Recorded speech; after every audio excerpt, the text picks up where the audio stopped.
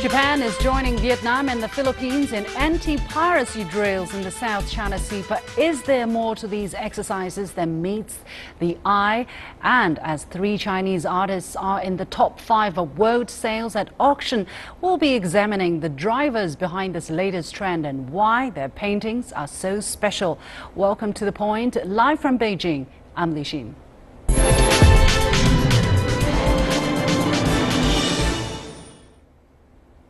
A patrol vessel of the Japan Coast Guard, or JCG, is now in the South China Sea to take part in joint anti-piracy drills with Vietnam and the Philippines. The JCG said this is part of Japan's counter-piracy cooperation program in Southeast Asia. Accordingly, Japan will support regional countries in a bid to strengthen their Coast Guard forces' law enforcement capacity. Also, Japanese Prime Minister Shinzo Abes and his Vietnamese counterpart Nguyen Xuan achieved an agreement in their earlier meeting that the 2 sides would bolster their security ties through Japanese-funded projects, including the upgrading of Vietnamese defense equipment, claiming they are sharing deep concern over the complex developments involving China in the South China Sea. However, when it comes to what is really going on in the water, the opposite seems to be true. Ever since Philippine President Rodrigo Duterte took office last year, China and ASEAN countries have taken major steps toward easing up the situation by approving a draft framework of the South China Sea Code of Conduct. Joining me to discuss this topic today is Mr. Zhang Jingshi, a senior researcher at China's Naval Research Institute. Mr. Zhang, thank you very much. First of all, explain a little bit what's so special about these drills. What are these drills really about? Well, we can see that actually the pirate activities are happening or occurring in southern part of the Philippines, but there have been not so many pirate activities in the waters close to Vietnam. So there isn't an urgent need for Vietnam to be involved in such kind of activities. But we can see that in recent years, especially since 2012, when China had maritime disputes with the Philippines and also Vietnam, the Japanese government has been trying to provide second-hand patrol ships to these 2 countries, and also have been conducting joint drills with these 2 countries. So it is obvious that the Japanese government wants to incite these 2 countries to make more provocations against China, wants to provoke tensions in this area to fish in the troubled waters. What are the considerations of countries such as Vietnam and the Philippines in joining Japan in these anti-piracy projects? We know that the Philippines has taken a major step in talking to China about the maritime disputes. Well, actually, ever since last July, when the so-called award of the South China Sea arbitration was issued, the new president of the Philippines, Mr. Duterte, has declared that it will not follow the United States in the so-called joint patrol in the South China Sea, and also it put aside the award and agreed with China to return to the appropriate way of negotiations to peacefully settle the disputes.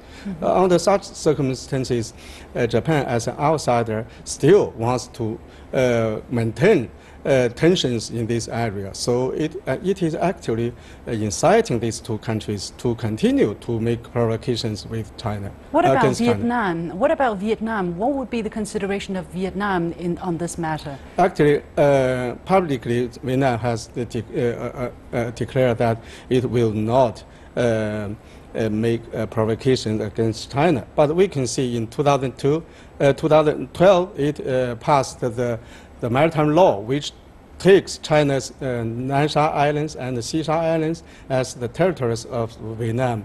And actually, sometimes Vietnam is following the United States and Japan in some of its actions in the South China Sea. And it welcomes the United States and Japan in the activities in the South China Sea. So sometimes, actually, Vietnam is taking a double standard in this area. Well, the situation in the South China Sea has been easing up, as we have said that since Philippine President Duterte took office last year. Also last month, China and ASEAN countries reached the draft framework of the South China Sea Code of Conduct. All of these is kind of not happening in the eyes of Japanese forces and the Japanese government. Sure. Ever since last July, all the claimants in the South China Sea disputes, including the Philippines and Vietnam, have agreed to return to the way of negotiations. But under such circumstances, Japan did not stop its actions involvement in this region. We remember that after the award was released last year, Japan actually initiated or drafted a joint statement which was endorsed by the United States and Australia, which called for the implementation of the so-called award. So this shows that Japan still wants to keep high tensions in this area. What is the interest? What is Japan after by doing so in the South China Sea? I mean, Japan is an outsider in the region. It doesn't have any territorial claims in the South China Sea. We think that the Japanese government actually has its selfish interest, and also it has its ulterior motive behind this kind of actions. First, it wants to increase its influence in this area so as to meddle in the South China Sea issue. And second, it wants to make the South China Sea dispute as an excuse to increase its influence, and also in the future to deploy its military warships and aircraft in this area so as to control the shipping lanes in the South China Sea and also further the Malacca Strait. We can see that in recent years, Japan has been following the United States. It wants to conduct joint patrols in this area, and also the patrol aircraft of the P-3 of the Japanese aircraft, when they finish their missions in the Indian Ocean, last year it wanted its aircraft to make a stopover in Vietnam and to conduct the so-called freedom of navigation operations in this area. So in the future, I think it wants to deploy its forces, military forces, abroad, so as to be ready to initiate a strike against other countries, especially China. Now, Japanese Prime Minister Shinzo Abe has been saying he wants to pursue a non-zero-sum foreign policy, but what he has been doing is obviously not the case. Sure. It is true that actually the Japanese government has not matched its words with its deeds. On one hand, it has promised to improve relations with China, but on the other hand, it has taken every opportunity to contain China, to use the maritime disputes not only in the South China Sea, but in the East China Sea as a tool to contain China. And it has tried its best to draft some announcement or joint statements to condemn China in these areas, we can see. Well, we have seen some optimistic or good signs. For instance, when Japanese Prime Minister Shinzo Abe announced that Japan will be interested in joining China's Belt and Road Initiative under certain conditions, and there's also this expected summit with the Chinese President Xi Jinping next month. How are we supposed to look at China's relationship with Japan while we are seeing all these conflicting signals? Well, I think a good relationship between China and Japan is in the fundamental interest of both countries and the peoples of both countries.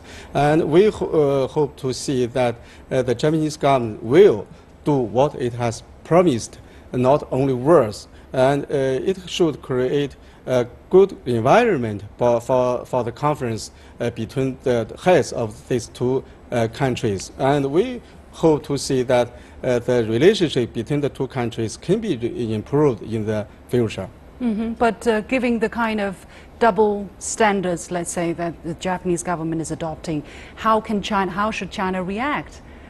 I think in my personal view, I think that first we welcome the Japanese government's gesture, its words that it supports One Belt, One Road initiative. On the other hand, we will see what it will do. It will really support the initiative or make some obstacles to this initiative. We will look and see. We will take them by their actions instead Yes. of what they say. Well, thank you very much, Mr. Zhang Jingshi, Senior Research Fellow at the China Naval Research Institute. And here is my first point.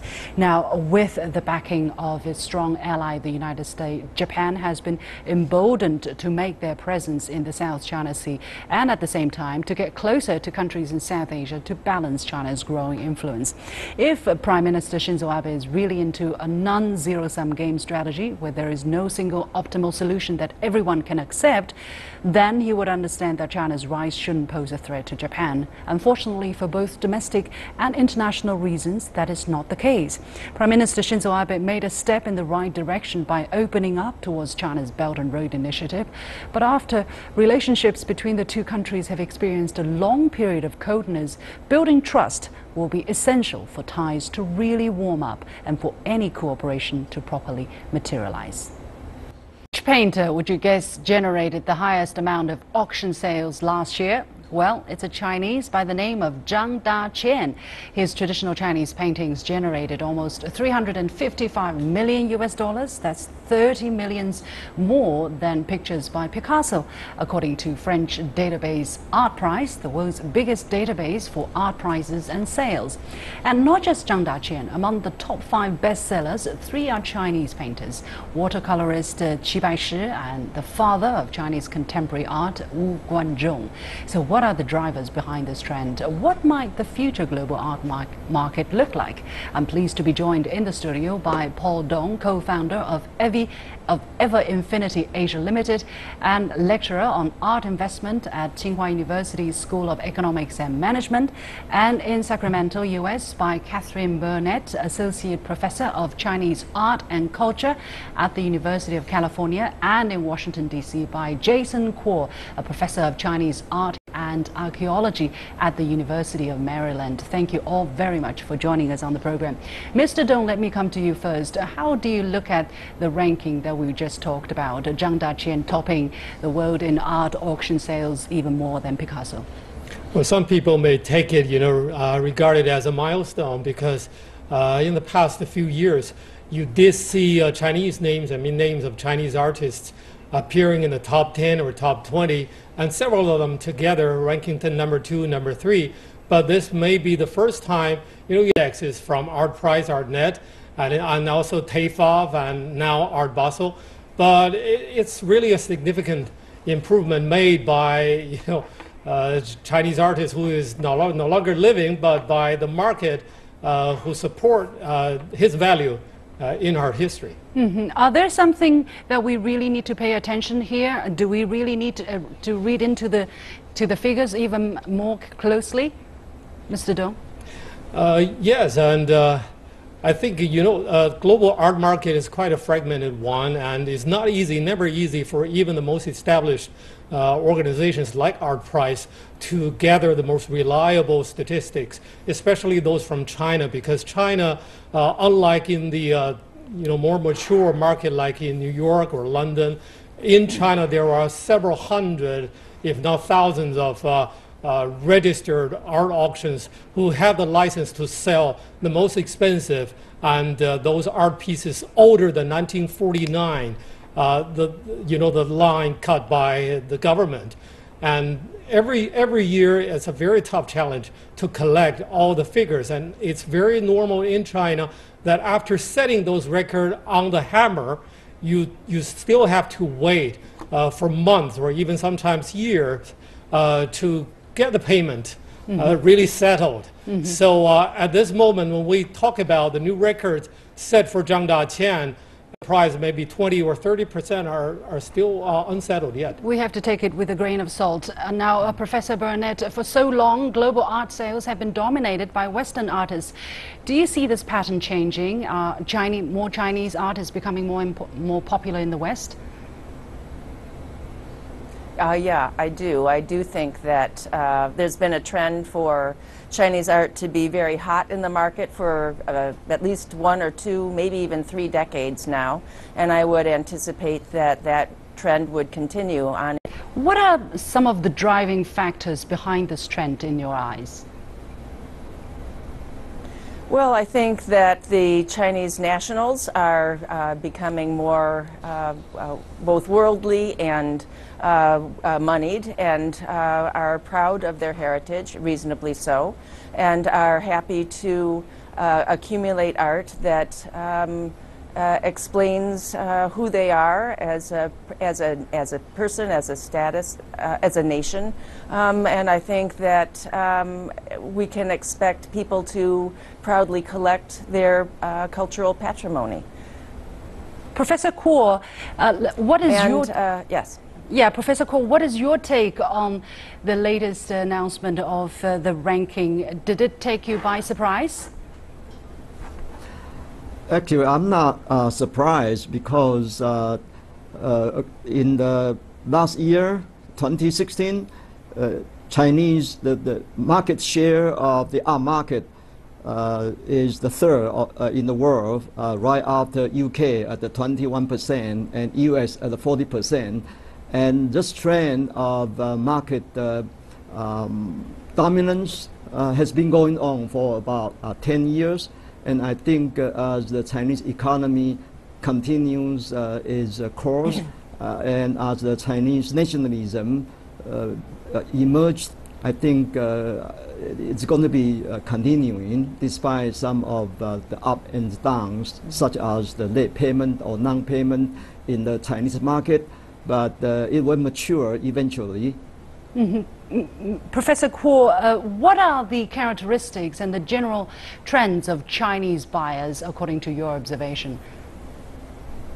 Well, I think as we all know, the value of art is not determined inherently by the artwork itself, is determined by culture, political issues, and therefore as the Chinese nation and Chinese culture becomes more confident, as Chinese people begin to assert their cultural value, I think the art market will continue to flourish, and the value of Chinese artists, particularly masters such as Zhang Daqian and Qi Baishi, will continue to grow.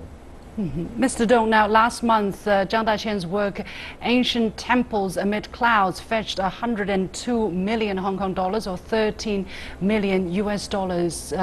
Did it catch you by surprise, this price? I mean, I guess this is not as high as Picasso's work on a, per painting price. How do you look at the price that was auctioned off for this one?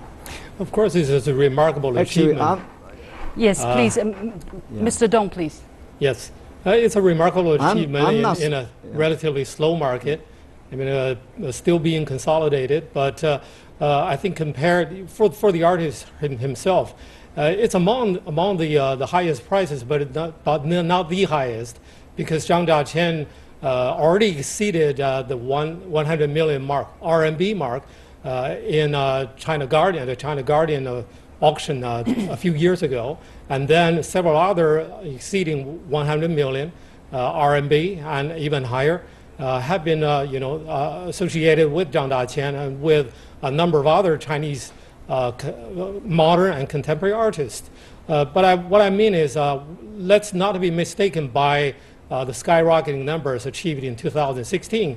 It's not like buyers competing in the Olympic arena for gold medals, because these modern or classical Chinese paintings by those masters in Chinese art history were overwhelmingly, if not all, bought by Chinese buyers only.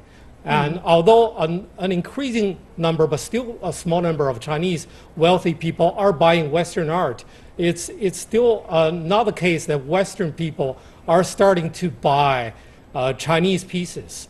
So it's undeniable that it's catching more attention for the Western world. The West has never been so prepared to listen and try to understand Chinese culture and Chinese art, but they are not ready yet to bid and compete against the most aggressive Chinese bidders. Yeah, Professor Burnett, I'm really interested to hear your take on this. First of all, help us understand why the painting by Zhang Daqian, this one that fetched $30 million US, why is it so beautiful from your perspective as a scholar who studies Chinese art and history?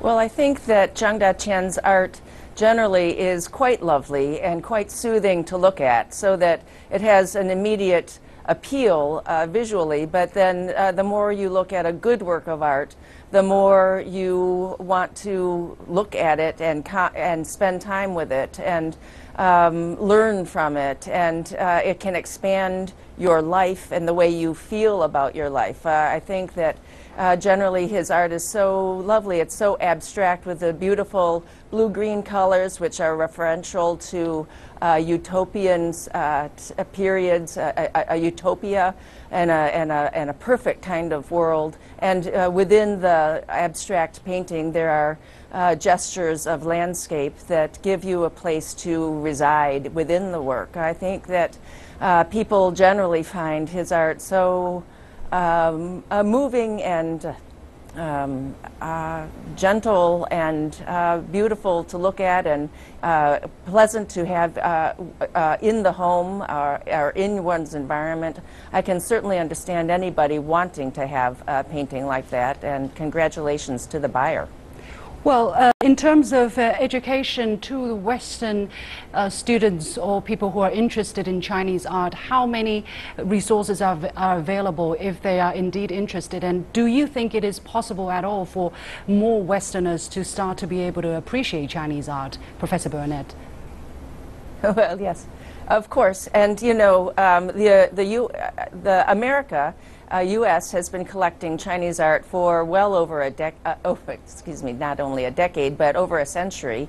And so we have fine resources in the United States for people to go to study Chinese painting and Chinese art at various museums. Nearby me, it's the Asian Art Museum in San Francisco. The Freer Gallery of Asian Art in Washington, D.C. is, of course, the first major collection to dedicate itself only to Asian art.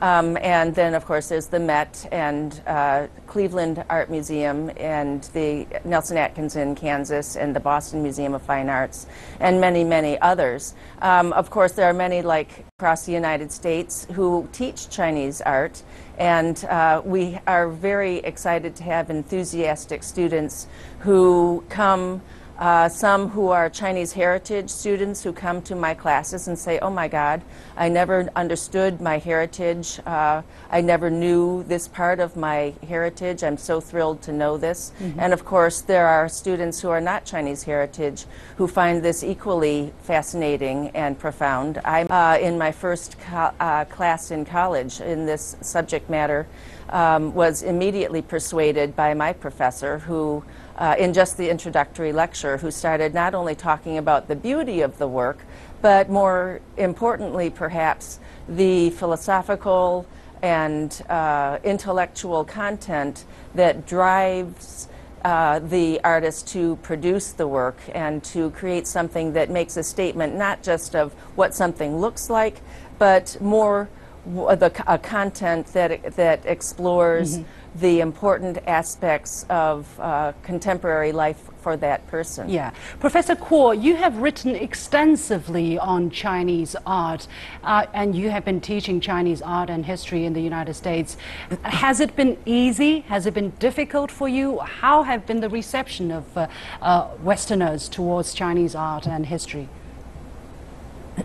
Well, as Professor Burnett has mentioned, Americans have been collecting Chinese art for 100 years over, and they are still being collected by Americans or Europeans. But I think it's very important to know that the American interest in Chinese art sometimes has to do with their fascination of the exoticism in Chinese art. So it's very important to understand that the American collection of Chinese art has a lot to do with American perception of Chinese culture as a whole. And as China becomes more prominent in the world stage, I think American people would like to understand more about China in general and Chinese culture in particular. Mm-hmm. So I think it's going to be very important to keep things in perspective, mm-hmm. that if Chinese nation becomes more prominent in the world stage and interaction with other countries continues, I believe that there will be a lot of potentials for Chinese art outside China. Mm-hmm. Finally, really quickly, 20 seconds, Mr. Dong here. How do you look at the future involvement of art auctions? Are we going to see more Chinese artists making the top rankings? Absolutely, yes. I think this is a general trend. The general trend has been there for a while, and it will continue to be so, because Chinese auction houses are catching more attention from another, which is even more promising than the older one in the art market. And at the same time, more Chinese are scattered around the world, and they are paying attention to art in their homeland, and they will be, more aggressively collecting, and they will take art not only as a product for investment or collection, but for consumerism and for decoration of their homes. And I'm really optimistic about its prospect. They're going to take some time. Anyway, that's all the time we have for the discussion. Many thanks to Paul Dong, lecturer at Tsinghua University's School of Economics and Management, Professor Catherine Burnett at the University of California, and Professor Jason Kuo at the University of Maryland. And here's my last point. Now, for a long time, the international art market has been pretty much a Western-centric experience. Chinese investors had to learn to appreciate Western-style paintings in order to catch the trend. Now, the Chinese art market, as we have heard, is thriving as more and more Chinese are actively buying and selling art, and more Chinese masterpieces change hands. This is creating new opportunities for international collectors and investors, as well as challenges. What's the beauty of water and ink on rice paper? What's the philosophical meanings of those few seemingly random strokes? What does that say about Chinese culture and Chinese people? As we continue to learn more about Western art, maybe it's also time for more Westerners to pause in front of a Chinese painting and learn to appreciate a bit more. Thanks for watching this edition of The Point with me on Twitter or Facebook using the handle The Point with LX. Download the application called CGTN Live to watch our show on your mobile devices, or go to YouTube and look for CGTN The Point. Thank you for watching, and you've got The Point.